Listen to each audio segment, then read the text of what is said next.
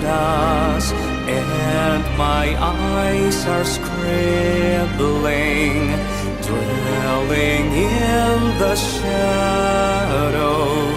In those pages they're hiding, and it's not so dreadful. You can see, you'll know when you read through this invisible ink that now lives without